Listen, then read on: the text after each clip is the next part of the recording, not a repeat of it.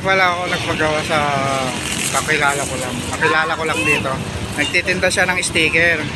Ang tinda niya mga 35 bawat isa.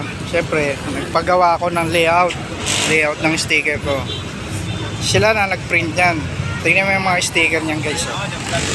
Ayan o. Ayan o. Kaya nainganyo ako. Binigay lang na lang sa akin na mura. Ang bawat isang sticker niya 35 mga guys. Shoutout pala dito sa Gate 2. Pag naghanap kayo mga magagandang sticker, dito lang mga guys. Dito na si lahat kumpleto, makikita nyo na dito.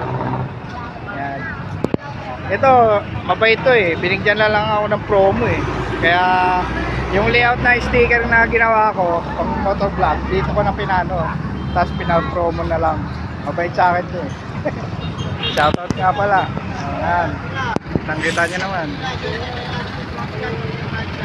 Ito yung mga sikat na kainan dito sa Gate 2. Yan. Tapos iyawan. Yan. Inuman. Patay tayo siya eh. Shoutout. Ito mga sticker. Gaganda no? Halatang mga magaganda siyang klase. Ayan.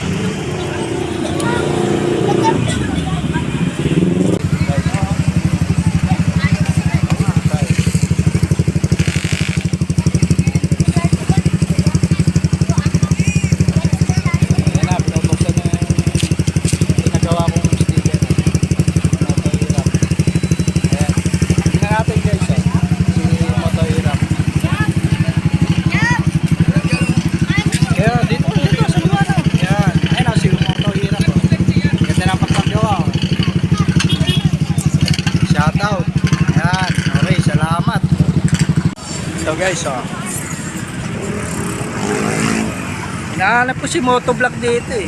May moto hirap eh. Asa kaya yun? Wala dito pala. Wow.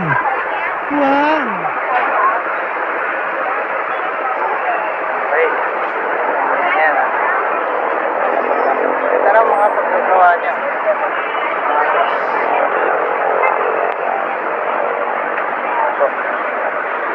Shoutout pala dito sa tropa.